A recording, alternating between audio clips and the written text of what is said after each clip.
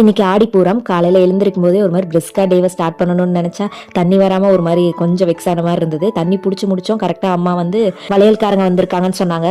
இன்னைக்கு வந்து அம்மனுக்கு வளையல் வாங்கி கொடுத்தா நல்லது, அதனால நம்ம ஊர்க்காரங்க எல்லாருமே வாங்கி கொடுத்தோம். அதுவும் போய் வாங்கி கொடுத்துட்டு வந்து தான் கோலமே போட ஸ்டார்ட் பண்ணேன். இந்த கோலமாக வேற மழையில நனைஞ்சிருச்சு போல, ஒரு மாதிரி ஈரமாக இருந்தது. கோலம் வராதுன்னு எனக்கு நல்லா தெரியும், இருந்தாலும் ஒரு குட்டியாவது ஏதாவது ஒன்று போட்டு விடுவோமே இன்னைக்குன்னு பார்த்து எப்படி வாசலை சும்மா விடுறதுன்னு சொல்லிட்டு குட்டியாக போட்டிருந்தேன். அதுவும் எனக்கு போட்டு முடிக்கிறதுக்குள்ளே சின்ன கோலம் தான், அதுக்கே ஒரு மாதிரி ஆயிடுச்சு. அப்புறம் கோவில் முன்னாடி போடலான்னு நினச்சேன். ஈவினிங் தான் நம்ம வீட்டில் சாமி கும்பிட போகிறோம், சரி ஈவினிங்கே போட்டுக்கலாம் அப்படின்னு சொல்லிட்டு இங்கே நம்ம வாசலில் மட்டும் குட்டியாக போட்டுக்கிட்டேன். கோயில் வாசலில் கொஞ்சம் அழகாக போடலைன்னா நமக்கும் மனசு கஷ்டமாக இருக்கும்னு சொல்லிட்டு தான் விட்டுட்டேன். ஈவினிங் சாமி கும்பிடும்போது போட்டுக்கலான்னு.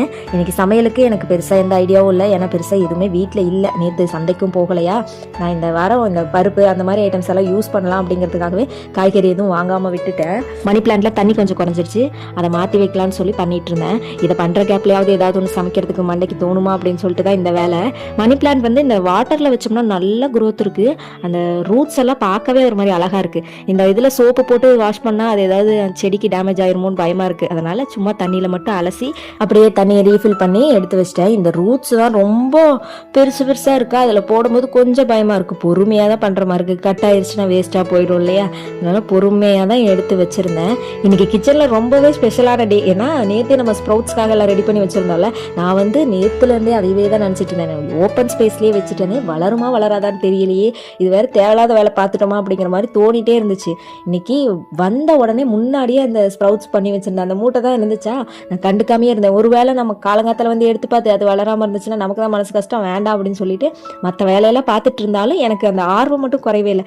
சரி ஓப்பன் பண்ணி தான் பார்த்துருவோன்னு சொல்லிட்டு ஓப்பன் பண்ண ஆரம்பிச்சிட்டேன். ஏன்னா வேற ஏதாவது மிஸ்டேக் பண்ணியிருக்குமா என்னன்னு அப்போ தானே தெரியும் அப்படின்னு சொல்லிட்டு தான் ஓப்பன் பண்ணோம். அப்படியே தங்கம் மாதிரி வளர்ந்துருந்துச்சுங்க. எனக்கு பார்த்தோன்னே அப்படியே பயங்கர எக்ஸைட் ஆகிட்டேன். செம்ம ஜாலியாகிடுச்சு. இது வரைக்கும் பயங்கர டென்ஷனில் தான் இருந்தேன். அதை பார்த்த உடனே எனக்கு அந்த டென்ஷன்லாம் எங்கேயோ பறந்து போயிடுச்சு.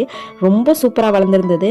ஆனால் என்ன, அந்த ஒரு லேயர் மட்டும் கொஞ்சம் இதாக இருந்துச்சு. ஏன்னா ட்ரையாக இருந்துச்சுல, நான் தண்ணி தெளிச்சிருந்தேன்னா கரெக்டாக இருந்திருக்கும்னு நினைக்கிறேன். இனிமேட்டு அந்த மெத்தடை ஃபாலோ பண்ணணும். தண்ணி தெளிச்சிருந்தா அந்த மேலே இருந்த ஒரு லேயர் மட்டும் நல்லா வளர்ந்துருக்கும். இந்த ஒரு மிஸ்டேக் மட்டும் நான் பண்ணிட்டேன், அதை அடுத்த டைம் பண்ணும்போது சேஞ்ச் பண்ணிக்கணும். அப்புறம் நல்லா ஸ்ப்ரவுட்ஸ் ஆகிருந்ததை வந்து தனியாக எடுத்து பாக்ஸில் போட்டு ஃப்ரிட்ஜில் ஸ்டோர் பண்ணிட்டேன். அந்த இன்னொரு லேயர் வளராமல் இருந்துச்சு இல்லையா, அது நல்லா தான் இருக்குது. இருந்தாலும் அதுவும் வளருமானு ட்ரை பண்ணி பார்க்கலான்னு கொஞ்சமாக எடுத்து அந்த துணியிலேயே போட்டு கட்டி லைட்டாக தண்ணியும் தெளித்து டிஃபன் பாக்ஸில் போட்டு க்ளோஸ் பண்ணி வச்சிருக்கேன். பார்க்கலாம் எப்படி வளரும்னு சொல்லிட்டு. இன்னைக்கு ஹஸ்பண்ட் வரதுக்கு கொஞ்சம் லேட் ஆச்சு, அதனால நான் வந்து சமையலெல்லாம் முடிச்சுட்டு அம்மா வீட்டுக்கு போனேன். அங்கே போனால் நம்ம கொய்யா மரத்தில் ஒரே ஒரு கொய்யாப்பழம் நமக்குன்னு இருந்தது, அதையும் பறித்து சாப்பிட்டாச்சு. அப்புறம் ஹஸ்பண்டும் வந்துட்டாரு, வந்து ஃப்ரெஷ் அப் ஆகிட்டு பிரேக்ஃபாஸ்ட் சாப்பிட உட்காந்தாச்சு.